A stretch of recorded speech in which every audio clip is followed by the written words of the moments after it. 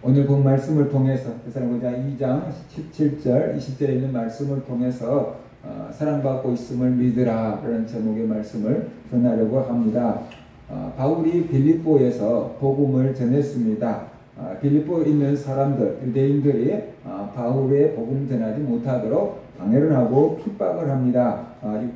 빌립보에서 감옥에 갇히기도 하고 그랬죠. 유대인들이 아닌 또 점쟁이 쫓아내주고 그런 것들로 인해서 바울이 핍박을 받게 됩니다. 바울은 그들을 피해서 데살로니가에 가서 복음을 전했습니다. 데살로니가에 있는 사람들이 복음을 받아들였어요. 많은 사람들이 예수님을 믿게 되어서요. 그것을 알고 유대인들은 시기 질투가 났습니다. 그래서 바울 일행을 핍박합니다.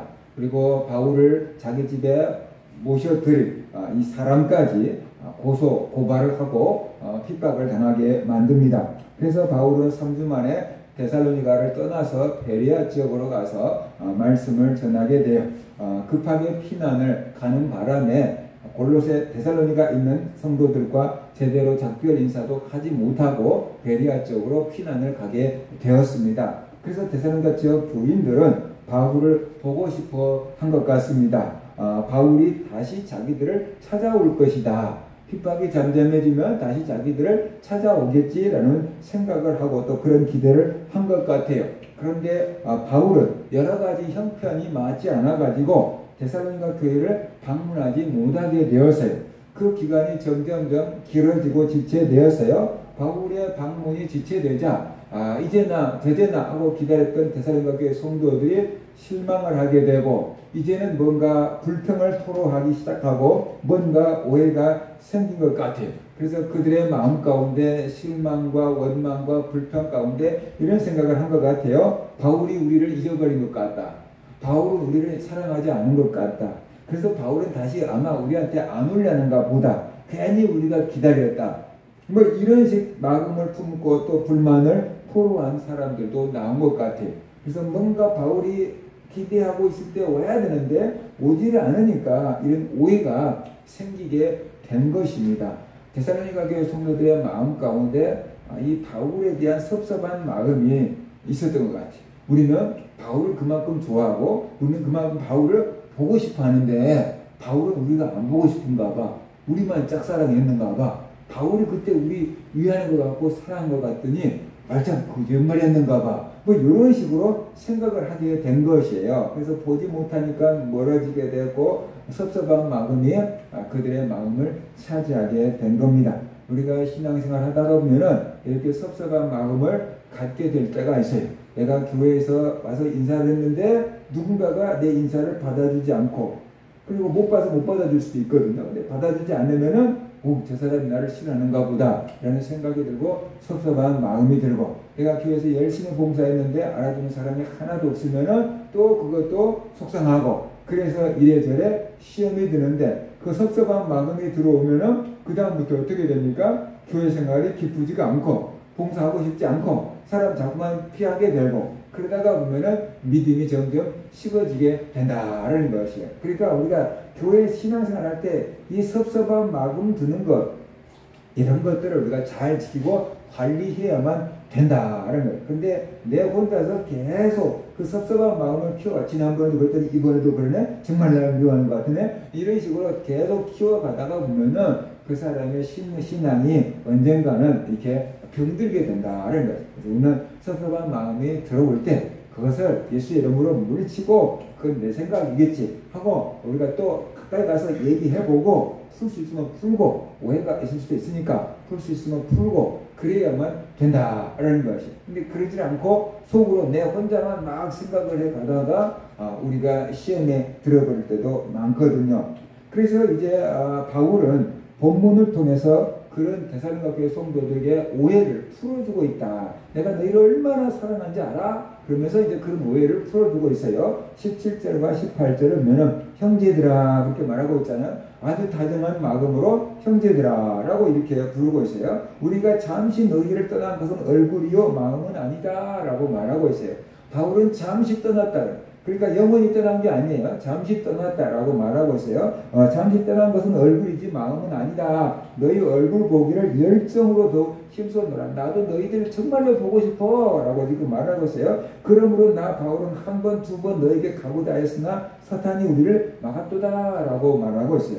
그러니까 바울도 데살로니가 교회 성도들을 보고 싶다는 것이에요. 그래서 내가 너희들에게 가려고 한 번, 두 번 계획 세우고 노력을 했다. 그런데 사탄이 우리를 막아서 지금까지 가지 못하고 있을 뿐이야 라고 지금 이렇게 말하고 있는 거예요. 그러니까 바울도 데살로니가 성도들을 열정으로 보고 싶고 사랑하고 싶고 가려고 노력도 했는데, 그런데 여건이 허락하지 않고 사탄의 방해가 있어서 가지를 못하고 있는 상황이다 라는 얘기를 지금 해주고 있는 거죠. 이런 상황을 안다고 한다면은 오해를 하지 않겠지요. 근데 이런 상황을 몰랐기 때문에 오해를 하게 된 거죠. 바울이 보고 싶지 않아서 안 오는 걸로 생각을 하고 있는 거예요. 근데 바울은 가고 싶었다라는 거예요. 그런데 길이 막혀서 갈 수가 없으니까 못 가고 있는 거다라고 지금 말하고 있는 겁니다. 그래서 데살로니가 교회 성도들을 바울이 여전히 사랑하고 있고, 너네들이 나를 보고 싶어한 것처럼 나도 너네들을 보고 싶다라고 지금 말하고 있는 것이, 그래서 바울에 대한 데살로니가 성도들의 오해를 풀어주고 있다라고 우리가 볼 수가 있어요. 그런데 이렇게 바울이 말하지 않았다 그러면 데살로니가 성도들은 어떻게 돼요? 몰랐겠죠. 그죠? 바울이 왜 안 오는지, 뭐 길이 막혔는지, 사탄이 막고 있는지, 바울이 다른 일이 바빠서 안 오는지, 자기들을 잃어버렸는지 그건 모르고 자기들 마음대로 생각하고 오해하고 섭섭함을 느꼈을 거예요. 알게 되니까, 바울이 이렇게 얘기를 해주니까, 오고 싶었구나, 보고 싶었구나, 그런데 지금 사탄이 막아오고 못 오고 있구나. 그러면 그 사탄이 없어지고 바울 선생님이 올 수 있도록 우리가 기도하자, 뭐 그런 마음으로 바뀌었을 수 있다라는 것이에요. 어떤 사람이 나를 보고 화를 냈어도 나 때문에 화가 났을 수도 있고, 자기가 뭔가 지금 화가 나고 그랬을 수도 있고, 그런 거거든요. 근데 우리는 다 나 때문에 그런 줄로 생각을 하면은 오해가 생기게 되고, 그 말로 이렇게 뭐랄까 물어보고 대답해 주지 않으면 그런 오해는 계속해서 커가게 된다라는 것이에요. 그래서 우리가 섭섭한 마음이 들 때는 이러이러해서 내가 섭섭한 마음이 드는데 내가 본 게 느낀 게 맞는 건지 이렇게 물어볼 필요가 있는 거죠. 그래서 그게 아니다, 내가 뭐 집에서 속상한 일이 있어서 그래 안타깝지, 뭐 그런 얘기를 듣고 나면 나 때문에 그런 게 아니구나 라고 우리가 오해를 풀면 되는데, 그렇지 않고 그 다음부터 우리가 그냥 어떻게 돼요? 절교해버리고 안 봐버리고, 그래서 신앙생활 하는데 여러 가지 시험에 걸려들 때가 많다는 것입니다. 그 다음에 두 번째는 바울의 데살로니가 교회 성도들을 얼마나 자랑스럽게 생각하는지에 대해서 말하고 있어요. 19절 20절 보세요. 우리의 소망이나 기쁨이나 자랑의 면류관이 무엇이냐? 그가 강림하실 때 우리 주 예수 앞에 너희가 아니냐? 너희는 우리의 영광이요 기쁨이니라 라고 이렇게 말하고 있어요. 데살로니가 교회 성도들이 바울 일행의 소망이고 기쁨이고 자랑의 면류관이다, 영광이다 라고 이렇게 말하고 있어요. 주 예수 그리스도가 강림하실 때 데살로니가 교회 성도들이 바울의 면류관이 될 거다라고 말하고 있어요. 바울이 이방인의 선교사가 되어서 복음을 전했는데 그 복음 전도의 열매가 데살로니가 교회 성도들이다. 주님께서 오실 때 열매를 내놔야 될 텐데, 농부들은 열매를 내놓는 것처럼 내놔야 될 텐데 바울이 내놓을 수 있는 열매가 데살로니가 교회 성도들이다 라고 지금 이렇게 말하고 있는 것이죠. 당시에 로마에서 운동 경기, 마라톤 경기를 해가지고 1등한 사람에게는 이게 월계관을 씌워주고 많은 사람들 앞에 영광을 받게 했어요. 근데 바울이 그런 생각하면서 지금 얘기하고 있는 거예요. 예수님이 재림하실 때, 예수님이 다시 오실 때 예수 그리스도 앞에서 내 영광의 면류관이 바로 너희다 라고 지금 말하고 있어요. 너희 때문에 내가 예수님께 칭찬을 받고 영광을 받게 될 것이다. 그래서 너희는 우리의 영광이요 기쁨이다 라고 지금 말하고 있어요. 그러니까 나는 너희들을 이렇게 소중하게 생각하고 있다. 너희가 우리의 자랑거리고, 너희가 우리의 소망이고, 너희가 우리의 영광이고, 너희가 우리의 면류관이다. 내가 너희들을 이렇게 사랑하고 있고 생각하고 있고 소중하게 여기고 있다라고 지금 말하고 있어요. 그래서 바울이 데살로니가 성도들을 어떻게 생각하고 있는지를 이렇게 표현하고 있어요. 우리 말로 한다 그러면 눈에 넣어도 아프지 않을 만큼 내가 너희들을 사랑하고 있다라고 지금 바울이 표현하고 있는 것이에요. 그래서 이 데살로니가 성도들 하여금 바울에 대한 오해를 풀게 해주고 있다라는 것이죠. 바로 바울은 쉽게 말하면 우리가 생각하는 바울은 결혼도 하지 않았고 자녀도 없었어요. 그러니까 오직 교회 성도들, 자기가 전도해놓은 그 교회 성도들을 영적인 자녀처럼 품고 사랑하고 아꼈는데 교회 성도들은 얼굴이 안 보이니까 어떻게 돼요? 바울을 못 보니까 그 사랑을 믿지 못하고 의심을 했던 거죠. 그러니까 바울은 너희가 내 사랑이고 기쁨이고 소망이고 자랑의 면류관이야 라고 하면서 내가 너희를 이렇게 소중하게 여기는데 어떻게 내가 너희를 잊어버릴 수 있겠어? 그러면서 지금 오해를 풀고 있다는 것이.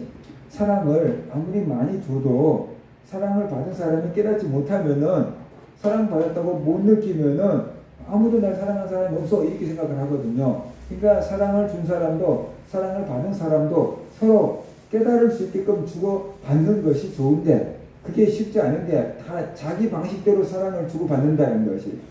근데 우리만 그런 게 아니고 하나님도 그러시는 것 같아요. 그래서 우리가 하나님이 날 사랑하신다라고 느끼는 건 뭐냐면 내가 원하는 대로 다 해줘야 돼요.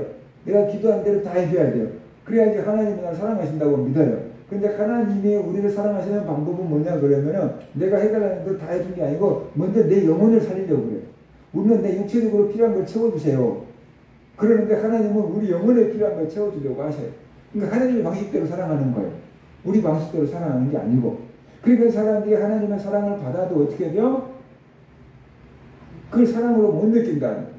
하나님은 하나밖에 없는 독생자 예수 그리스도를 십자가에 못 박아 죽는 자리까지 내어주고 우리 죄를 용서해주고 우리 영혼을 구원해 주려고 하셨거든요.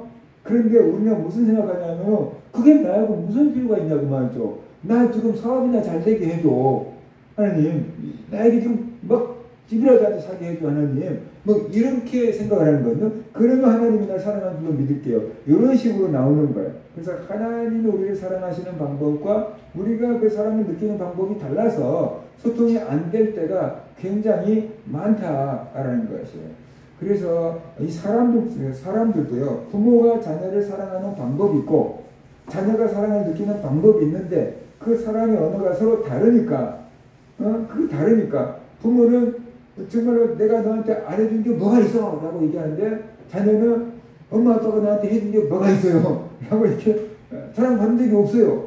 이렇게 얘기를 할 수 있다는 거죠. 사랑받았다는 걸 전혀 못 느끼고 있다는 거거든요. 그래서 그런 부분에서 우리가 좀 소통이 돼야 된다라는 것이. 이게 사랑을 해서 이렇게 하는 것이다라는 것을 우리가 소통을 할 때 그런 오해가 생기지 않게 되는 거다라는 것이. 예수님이 다시 오실 때 우리가 가지고 갈 수 있는 게 뭘까 한번 생각해 보죠. 예수님이 다시 오실 때 우리가 가지고 갈 수 있는 것. 예전에는 그런 얘기가 있었어요. 무인도에 간다 그러면 세 가지만 가져갈 수 있다면 뭘 가져가겠어요? 뭐 이렇게 이제 질문하는 경우가 있었잖아요. 만약에 예수님이 다시 오신다 그러면은 우리가 천국에 갈 텐데 뭘 가지고 갈 수 있을까? 장난삼아 그러잖아요. 어떤 사람이 금호부채를 자고 갔더니 왜 도로 포장지를 이렇게 많이 가져왔냐? 예수님이 그러셨다 그러잖아요. 그러니까 우리가 천국에 갈 때 뭐 돈을 가져가겠습니까? 명예를 가져가겠습니까? 권세를 가져가겠습니까? 내가 이 세상에서 어떤 사람인 줄 알아요? 하나님 앞에 가서 그럴 이유는 없잖아요. 그럴 것도 없고. 그러니까 우리가 이 세상을 떠나서 하나님 앞에 갈 때 뭘 가져가겠냐는 거죠. 이 세상에서 우리가 좋아했던 건 가져갈 수 없어요. 가봤자 필요는 없어요. 돈도 명예도 뭐 아무튼 것도 천국 가면 필요가 없어요. 그럼 뭘 가져가겠느냐라는 것이. 우리가 가져갈 수 있는 것은 우리가 복음을 전하고 우리가 가르쳐서 살린 영혼, 그 구원한 사람, 그게 바로 우리의 열매다라고 지금 바울은 말하고 있는 거거든요. 그러니까 내가 복음을 전해서 저 사람 예수 믿게 했어요. 내가 복음을 전해서 저 사람 예수 믿게 했어요. 이런 것들이 우리가 주님 앞에 가져갈 것이고 이런 것들이 주님 앞에서 인정을 받고 상 받을 수 있는 일이다 하는 거죠. 내가 돈을 이렇게 많이 벌어갖고 이 땅 갔다가 이렇게 빌딩을 지어놨다고요. 그 소용없잖아요 우리가. 그죠? 그러니까 내가 천국에 가져갈 수 있는 것은 안 믿는 사람 예수 믿게 해서 구원해서 그 사람이 바로 천국 갈 수 있는 것, 그것이 천국 가져갈 수 있는 것이고, 그것이 주 앞에 상 받을 수 있는 것이고 인정받을 수 있는 것이다 하는 것을 우리가 알아야 되는 거예요. 그래서 바울은 데살로니가 교회 성도들을 전도해 놓고 너희가 우리의 면류관이다. 예수 그리스도 앞에서 너희가 우리의 자랑의 면류관이다 라고 지금 말하고 있는 겁니다. 그래서 하나님이 일한 것만 남는다. 하나님이 한 것만 남는다. 나머지는 다 세상 일은 세상에 남겨놓고 가야 된다. 그러니까 이런 생각을 해야 됩니다. 그러니까 우리가 그 무슨 일을 하고 무슨 일을 하면 할 것인가를 우리가 한번 생각을 해봐야 되는 것이지요. 주님 나라까지 갈 수 있는 일이 무엇인가를 우리가 생각해서 하나님의 나라를 위해서 헌신하고 봉사하고 충성하는 것, 이것이 진짜 하나님을 가져갈 수 있는 것이구나 라는 것을 우리가 알아야 돼요. 아무리 많은 부자들도 죽으면은 돈을 가져갈 수 없잖아요. 옛날 어르신들이 장례식 치른 거 보면은 노잣돈 하세요 라고 하면서 그 관 속에다가 동전 같은 것도 넣어주고, 예전에 보니까 미라가 나오는데 보니까 그 놀이객감도 나오고 그러더라고요. 얼마 전에 우리나라에서 아주 오래된 여자 미라가 나왔어요. 근데 굉장히 고관 대작집의 그 딸이었다는 거예요. 며느리고 딸이었어요. 이렇게 나왔는데 거기서 굉장히 귀한 이렇게 다이아몬드 같은 게 나와서 그렇게 놀래가지고 다이아몬드하고 감동을 했는데 유리래요, 유리. 그러니까 그 우리나라 당시에 그 유리 세공 기술이 별로 발달하지 않았을 때 그 사람이 유리로 여자들의 어떤 옷고름을 다는 구슬 같은 거, 그런 놀이객감을 가지고 있을 정도로 이 사람이 잘 살았던 집에 이제 그 딸이고 며느리였던 거예요. 그러니까 이제 죽으니까 그 여자를 미라로 만든 경우가 별로 없대요, 우리나라에서. 유명한 높은 사람은 하지.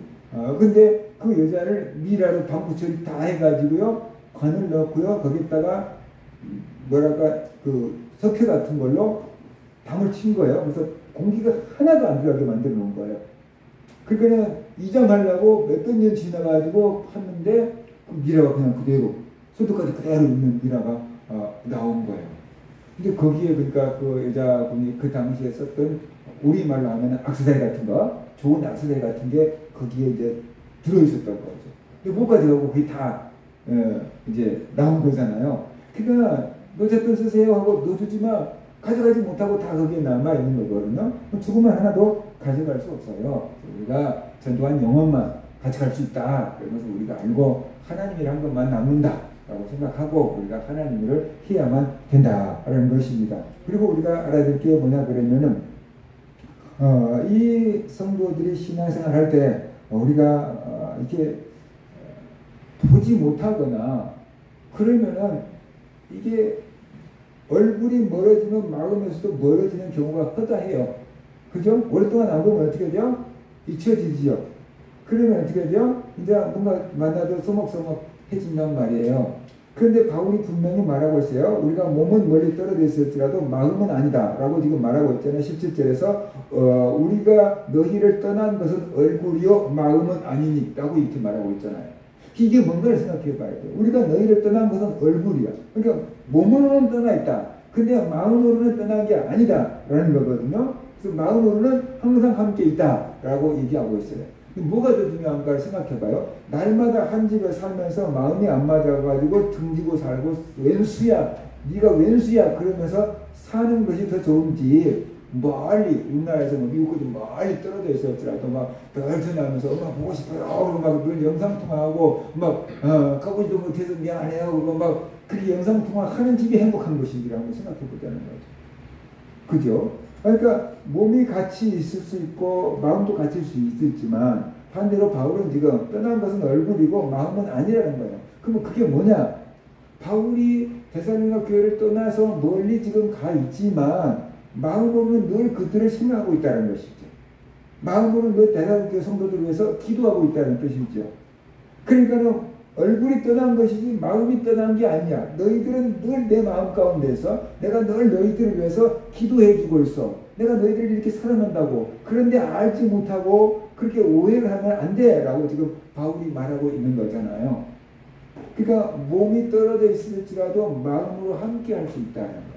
자녀들이 어디 멀리 나가도 군대 가도 부모들 마음은 어떻게 돼요? 군대 가는 자녀들한테 늘 마음이 쓰이죠. 그 안전하게 제대하고 와야 될 텐데 그렇게 마음이 쓰일 거 아니에요. 그것처럼 우리가 멀리 떨어져 있을지라도 마음으로는 함께 있을 수 있다는 거예요. 우리가 교회 성도들이 일주일에 한 번씩 만나잖아요. 우리가 주일날 한 번씩 성도님들을 만나잖아요. 주일날 안녕하세요, 잘 있었어, 잘 지냈지, 그렇게 인사하고 우리가 반갑게 할 수 있지만 그 일주일에 한 번씩 보는 게 아니고 매일 우리가 그들을 위해서 기도해 준다고 한다면은 얼굴이 떨어져 있을지라도 마음으로 늘 함께 하는 것이고, 그러다가 보면 어떻게 돼요? 주일날 만나면 더 반가운 마음이 들 수 있게 된다. 이것이 성도가 서로 영적으로 교통하는 거다. 늘 같이 있어서 친교를 맺는 것도 중요하지만 그렇지 않는 경우에는 늘 마음으로라도 그 사람을 생각하고 그 사람을 위해서 기도해주고, 나도 기도해주고 그 사람도 나를 위해서 기도해주고, 서로의 안부를 묻고 말하기 힘든 기도 제목까지 서로 내놓고 기도해 줄 수 있는 사이가 된다 그러면은 그만큼 친한 사이라고 볼 수 있고 신뢰가 형성된 사이라고 볼 수 있고, 그만큼 어떻게 돼요? 교회에서 사랑의 교제가 나눠지고 있다라고 볼 수 있는 거죠. 그러니까 우리 교회가 일주일에 한 번씩 성도들을 보더라도 많지도 않은 성도들이니까 뭐가 필요한지 굳이 기도 제목 얘기 안 해도 알 수 있을 거니까 우리가 그들을 위해서 늘 짧게라도 기도하는 것입니다. 30초씩이라도 한 사람당 미리 기도해 주는 것입니다. 그것이 영적으로 교통하는 거다. 그 다음에 두 번째는 뭐냐 그러면은 우리가 신앙생활 할 때 섭섭함을 느끼지 않아야 되는데, 섭섭함을 느끼지 않으려 그러면은 내가 사랑받고 있다는 것을 믿어야 되는 거죠. 사랑받고 있다는 것. 하나님 앞에 내가 사랑받고 있다는 것을 우리가 믿어야 되는 것이. 우리가 기도했는데 기도한 대로 안 되면은 하나님이 안 계신가 봐, 하나님이 나를 안 사랑하시는가 봐 이러거든요. 학생들이 기도 열심히 하고 시험 봤는데 점수가 안 나와요. 그러면 하나님 내 기도를 안 들으셨다, 하나님 나를 안 사랑하신다, 하나님도 없다, 뭐 이런 생각을 할 수가 있거든요. 내 뜻대로 안 될지라도 하나님은 여전히 나와 함께 계시고 하나님은 여전히 나를 사랑하신다는 걸 우리가 믿어야 돼요. 그럴 때 우리의 믿음이 흔들리지 않는다. 그 다음에 또 교회 생활을 하려면 하나님은 눈에 보이지 않지만 목회자는 눈에 보이잖아요. 목회자와 뭔가 섭섭함을 느끼면은 교회에서 신앙생활가 쉽지가 않아요. 그러니까 목사님이 늘 나를 위해서 기도해주고 계신다는 것을 우리가 믿어야 되는 거죠. 목사님이 늘 막 귀에 들리게끔 막 기도해주는 아닐지라도 목사님이 늘 나를 위해서 아침 저녁으로 기도해주고 계신다. 그런 것을 우리가 믿을 때 목사님이 날 사랑하시고 목사님이 날 축복하시고 목사님이 나를 위해서 기도해주고 계신다라는 것을 믿을 때 우리가 교회에서 즐겁게 신앙생활을 할 수 있고 행복하게 신앙생활을 할 수 있고 하나님의 말씀을 통해서 은혜 받을 수 있다는 거죠. 또 성도님들이 나를 위해서 기도해주고 계신다는 것을 믿어야 되는 거예요. 근데 이게 내가 다른 성도님들을 위해서 막 기도하고 있으면은 다른 성도님들이 나를 위해서 기도해 주겠지, 뭐 믿어져요. 왜냐하면 나도 기도하니까 그들도 기도하겠지라고 믿어져요. 근데 내가 다른 성도님들을 위해서 기도를 안 하고 있으면은 다른 성도님들이 나를 위해서 기도해 준다는 게 잘 안 믿어져요. 왜냐하면 나도 기도 못하는데 저 사람이 왜 나를 위해서 기도해 주겠어? 이런 생각을 하거든요. 자기 입장에서 생각한단 말이에요. 그래서 다른 성도님들이 나를 위해서 기도해 준다고 안 믿는 거죠. 그러니까 우리 교회 학생들이, 우리 교회 권사님이, 집사님이, 목사님이, 선생님이 나를 위해서 기도해줘라고 이렇게 믿을 수 있어야 되는 건데, 지네들이 기도를 안 하니까 안 믿을 가능성이 많다는 거죠. 그죠? 그래서 내가 니네를 위해 기도하고 있어, 이렇게 말해줘서 누가 나를 위해서 기도해주고 있구나 라고 나도 좀 깨닫게 하고 믿게 해줄 필요가 있다라는 것이죠. 그래서 성도님들이 나를 위해서 기도해주고 있다 그러면서 우리가 믿을 때 교회 성도들이 좋아질 수 있고 나도 그들을 위해서 기도해 줄 수 있는 마음이 생긴다라는 것입니다. 그래서 또 가족들 어떻습니까? 가족들이 날 사랑한다라는 것을 믿어야 돼요. 요즘 가족들이 많지가 않아요. 그죠? 요즘 가족들이 많지가 않아요. 옛날같이 막 대가족이 아니에요. 몇 명 안 살아요. 근데 마음이 안 맞을 때도 많거든요. 그래서 가족들이 날 사랑한다는 것을 믿어야 돼요. 때로는 내 마음에 안 들게 잔소리하고 때로는 내 마음에 안 들게 사고치고 그럴지라도 그래도 나를 품어줄 수 있는 사람은 가족밖에 없다. 가족들이 나를 사랑한다 라는 것을 우리가 믿고 살아야 되는 거죠.